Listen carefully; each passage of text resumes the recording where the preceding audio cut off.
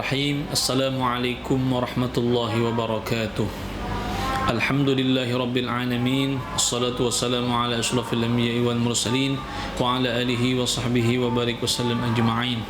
Subhanaka la ilma lana illa ma 'allamtana innaka antas samiul alim wa tub 'alaina innaka antat tawwabur rahim wa la haula wa la quwwata illa billahil aliyyil azim. Rabbi shrah li sadri wa yassir li amri wahlul 'uqdatam min lisani yafqahu qawli. Allahumma salli ala Sayyidina Muhammadin miftahi babi rahmatillah adada ma fi ilmillah salatan wa salaman daimaini bidawami mulkillah wa ala alihi wa sahbihi wa mawalah. Qala Allah Ta'ala fi kitabihil karim a'udhu billahi minasyaitanir rajim bismillahirrahmanirrahim ya ayyuhalladzina amanu kutiba alaikumus siyam kama kutiba alal ladzina min qablikum la'allakum tattaqun. Wa qala habibuna sallallahu alaihi wasallam kam min sa'imin laysa lahu min siyamihi ila al-ju' wal atas. Sadaqallahul azim wa sadaqa rasul nabiyul karim wa nahnu ala dhalika minasy syahidin wasyakirin walhamdulillahi rabbil alamin. Alhamdulillah, kita bersyukur kepada Allah Subhanahu wa taala di hari ini kita bisa bertemu kembali dalam acara YouTube Nasihat Agama di bulan Ramadan. Hari ini Bapak akan menjelaskan tentang beberapa macam yang bisa membatalkan pahala puasa. Bapak mengutip daripada kitab Risalah Asrarus Saum yang disusun oleh Al-Haji Muhammad Syukri bin Unus bin Ali Al-Banjari atau yang kita masyhur dengan Guru Syukri. Beliau menyusun di sini ada beberapa macam yang bisa membatalkan puasa Ramadan. Yang pertama adalah yang bisa membatalkan puasa Ramadan adalah masuk ain benda dunia ke dalam rongga daripada lubang yang terbuka. Jadi apabila kita memasukkan dengan sengaja makanan ataupun minuman ataupun benda ke dalam rongga yang terbuka, misalnya mulut kita, hidung kita, telinga kita yang terbuka, apabila kita memasukkan dengan sengaja maka puasanya pun menjadi batal. Maka puasa hari itu wajib nanti dibayar, diqadha di lain bulan yang akan datang. Itu yang pertama. Yang kedua, kata beliau, di antara pembatal puasa Ramadan adalah bersengaja atau bersengaja muntah. Jadi kalau orang muntahnya dengan sengaja, mungkin di apa-apa, mungkin mulutnya akhirnya menjadi muntah, maka dengan dia muntah dengan sengaja, maka menjadikan batal puasanya. Nah, kecuali apabila muntahnya tidak sengaja. Kalau misalnya masuk angin atau perjalanan, dalam perjalanan jauh akhirnya muntah, itu bukan muntah dengan sengaja, itu muntah dengan tidak sengaja. Kenapa jadi muntah itu dikatakan bisa menjadi batal? Karena guru-guru Bapak dulu menjelaskan, karena bekas muntah itu, makanya kalau orang yang muntah dengan tidak sengaja tadi harus dikumur-kumur supaya jangan ada bekas tadi di mulutnya. Itu muntah dengan sengaja. Yang ketiga adalah jima dengan sengaja juga termasuk ini yang membatalkan puasa. Yang keempat adalah yang bisa membatalkan puasa adalah bersengaja mengeluarkan air maninya ataupun itu sperma di bulan Ramadan, maka orang yang seperti ini dikatakan pun batal puasanya. Tapi kalau misalnya mimpi basah di bulan Ramadan, itu tidak batal, tidak membatalkan puasa. Kenapa? Karena itu tidak sengaja. Yang kelima, yang bisa membatalkan puasa Ramadan adalah gila jikalau sedikit sekalipun. Gila ataupun pingsan atau kesurupan bisa juga, maka orang yang seperti ini pun menjadi batal puasanya. Mungkin jalan-jalan di mana akhirnya dia kerasukan syaitan, kemudian tidak sadarkan diri, maka orang yang seperti ini, kata beliau, termasuk juga yang membatalkan puasa Ramadannya. Yang keenam adalah pitam atau gila babi sepanjang harinya. Ada yang namanya gila itu gila ya pakai waktu sesaat. Kalau dia ada kebiasaan bisa jadi gila sebentar. Gila babi kata orang sekarang, orang dulu. Maka orang yang seperti ini pun dikatakan batal juga puasanya. Yang ketujuh adalah makan dahulu daripada yakin masuk matahari atau ragu-ragu. Misalnya jam 6 dia belum yakin bahwasanya sudah masuk waktu maghrib, kemudian dia berbuka puasa, makan dan tidak mendengar azan, tidak mendengar ini, ternyata setelah makan dia baru mendengar azan berkumandang. Berarti ini dia makan dahulu daripada sebelum dia yakin mendengarkan azan. Makanya kalau kita mau berbuka puasa harus dicek terlebih dahulu apakah sudah azan di radio ataupun di masjid. Kalau Bapak biasanya menceknya di radio, jarang Bapak menceknya di TV. Kenapa? Karena pernah Bapak teliti antara TV dengan radio agak beda. Jadi lebih bagusnya kita misalnya ikut Sabilal Muhtadin, Al-Mursyidul Amin, atau di masjid dengarkan azan. Kalau sudah yakin waktu berbuka sudah sampai, baru kita makan. Kalau kita tidak yakin, tunggu sampai yakinnya. Kenapa? Sia-sia kita puasa kalau satu hari sudah puasa, ternyata puasa kita tidak terima Allah Subhanahu wa taala lantaran kita tidak yakin tadi. Yang kedelapan adalah kedatangan haid atau nifas bagi perempuan. Jadi kalau haid atau nifas bagi perempuan, maka ketika dia haid atau nifas, maka batallah puasanya. Tidak bisa. Sekalipun nifasnya atau haidnya misalnya di ujung-ujung waktu, jam 6:15 dekat maghrib, ternyata keluar darah haid, maka satu hari itu pun batal puasanya.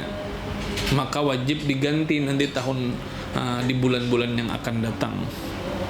Yang kesembilan adalah yang membatalkan puasa adalah murtad, orang yang keluar daripada Islam, orang yang keluar dari agama Islam, baik perkataannya menyebut saya ingin ini misalnya, maka itu pun dikatakan murtad.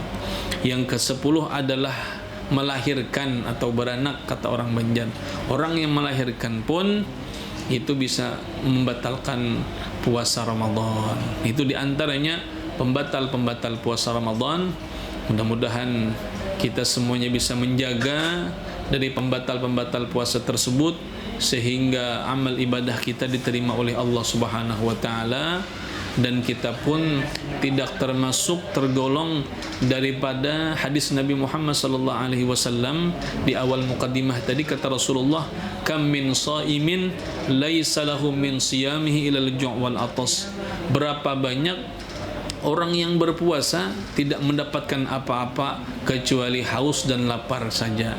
Mudah-mudahan kita termasuk orang yang dijanjikan oleh Allah Subhanahu wa taala, orang yang berpuasa Ramadan diberikan Allah titel la'allakum tattaqun, menjadi orang yang takwa, semakin dekat kepada Allah Subhanahu wa taala. Dan mudah-mudahan dengan berkat kita bertakwa kepada Allah, menjunjung perintah Allah, menjauhi larangan Allah, maka hidup kita akan barokah dunia dan akhirat. Mudah-mudahan ada keberkahannya. Bapak mohon maaf minta ridha minta halal. Mudah-mudahan ada kita manfaatnya dunia akhirat. Saya akhiri, Bapak akhiri, ihdinas siratal mustaqim. Assalamualaikum warahmatullahi wabarakatuh. Assalamualaikum warahmatullahi wabarakatuh.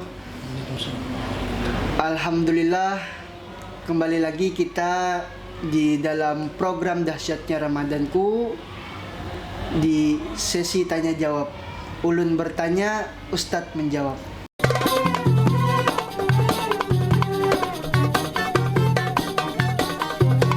Assalamualaikum Ustadz. Waalaikumsalam warahmatullahi wabarakatuh. Alhamdulillah Ustadz, tadi sudah pian jelaskan tentang pembatal puasa. Ada 10 tadi Ustadz.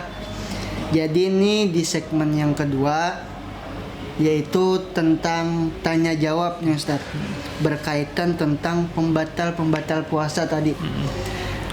Yang pertama yang kita ketahui nih, sudah tadi ada 10.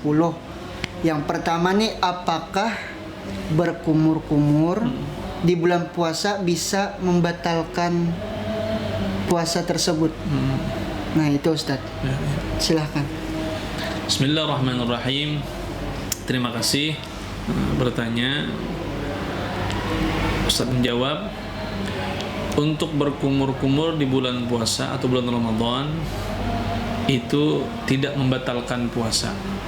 Tetapi apabila berkumur-kumurnya, madghahnya itu terberlebihan sampai akhirnya kemasukan ke dalam rongga tenggorokannya, menelannya, maka itu yang bisa menjadikan batal puasanya.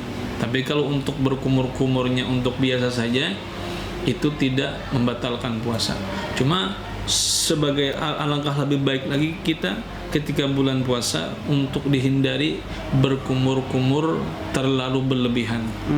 Jangan sampai kita nanti bulan puasa seperti anak-anak kecil yang kumur-kumurnya 3 kali, yang keluarnya cuma sekali. Berarti 2 kalinya ditelannya. Ini yang bisa menjadikan membatalkan puasa. Kita lebih baik kita menghindari daripada kita mengerjakan sedikit, akhirnya pahala puasa kita, Ramadan kita pun jadi batal puasanya. Jadi intinya berkumur-kumur tidak membatalkan puasa, dengan catatan tidak ditelan air kumur-kumur tersebut sampai ke dalam rongga dia. Itu jawaban Ustaz. Nah, jadi penonton Alhamid Channel, bahwa berkumur-kumur tadi tidak membatalkan puasa, tapi dengan syarat tertentu, yaitu tidak tertelan.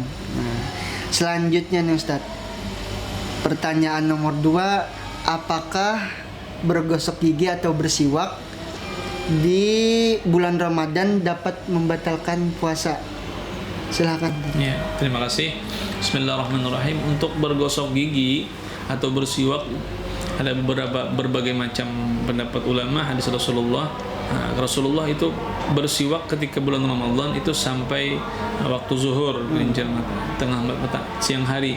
Kalau sudah setelah siang matahari, Rasulullah tidak lagi dengan menggunakan siwak. Nah, sekarang siwak ini beda dengan gosok gigi. Kalau siwak seperti ini tidak ada rasanya, cuma rasa kayu, rasa kayu siwak saja. Tapi kalau permasalahannya kalau kita gosok gigi, apalagi gosok giginya pakai odolnya Kodomo rasa stroberi, nah, kemudian kita gosokkan gigi kita, maka liur kita itu bercampur dengan odol tersebut. Nah, jadi dikhawatirkan mungkin bercampurnya rasa stroberi, rasa jeruk, rasa apel, akhirnya bisa menjadikan batal puasa kita. Kalau Ustadz, saya sendiri pribadi kalau Ramadan cukup gosok giginya setelah sahur kita sebelum azan subuh gosok gigi, setelah itu tidak gosok gigi lagi nanti satu seharian. Jadi habis berbuka puasa baru gosok gigi lagi. Kenapa? Karena lebih baik kita menghindari seperti tadi, takutnya tidak sah puasa kita lantaran cuma hanya bergosok gigi. Nah, ini takutnya tadi bercampur dengan odol tersebut. Tapi kalau yakin tidak bisa menghindari, tidak tertelan, boleh saja, tapi hati-hati juga. Tapi lebih baik kita lebih baik menghindari. Ada alasannya kenapa harus bergosok gigi, karena ketika bulan puasa bau mulutnya gitu misalnya kan. Padahal kata Rasulullah, bau mulutnya orang yang berpuasa itu atsyabu mir rihil misik. Bau mulutnya orang berpuasa itu lebih nanti harum di hari kiamat lebih daripada minyak harum ambar kasturi. Jadi kalau kita bergosok gigi itu sama seolah-olah kita menghilangkan bau harumnya di hari kiamat. Lebih bagus kita. Enggak Bapak, tidak, biar aja kita, yang merasakan kita sendiri, enggak orang sih. Dan kita supaya gosok gigi, jadi satu hari itu tidak banyak bicara, banyak berzikir, sholawat, banyak membaca Al-Quran, itu insya Allah. Nah, jadi itu penonton Alhamid Channel. Selanjutnya pertanyaan yang terakhir nih Ustaz, apakah marah, berdusta ataupun menangis dapat membatalkan puasa? Ya.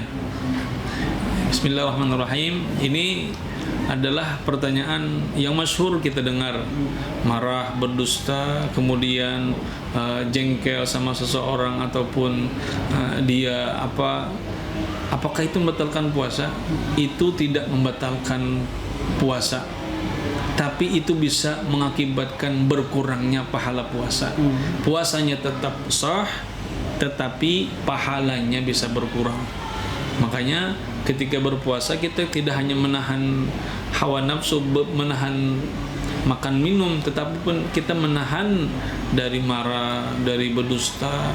Dan itu tidak hanya bulan puasa, tiap hari pun kita harus seperti itu. Supaya apa? Supaya amal ibadah kita, puasa Ramadan kita sempurna, secara zahirnya sah, pahalanya pun tidak hilang. Karena untuk terakhir itu masalahnya menangis. Untuk menangis itu tidak batal puasa, tidak membatalkan puasa, asalkan menangisnya air matanya tidak menetes ke mulut dia. Nah, kalau ditetes kemudian ditelannya bisa menjadi batal. Tapi orang-orang dahulu sering bilang kalau menangis batal puasa. Itu mungkin salah satunya nasihat buat kita ketika puasa, jangan menangis, tahan tangismu. Itu mungkin jawaban dari Ustadz, mudah-mudahan ada manfaatnya. Mudah-mudahan apa yang sudah dijelaskan beliau tadi, Ustadz Muhammad Hafiz, bisa bermanfaat bagi penonton Al-Hamid Channel, khususnya bagi anak-anak yang sedang menonton. Alhamdulillah, kita sudah mendengarkan pemaparan materi serta tanya jawab tadi bersama Ustadz Muhammad Hafiz. Semoga kita dapat menghindari pembatal puasa serta penghilang pahala puasa kita. Kita akhiri dengan membaca doa kafaratul majlis. Subhanakallahumma wa bihamdika asyhadu an la ilaha illa anta astaghfiruka wa atubu ilaik. Assalamualaikum warahmatullahi wabarakatuh.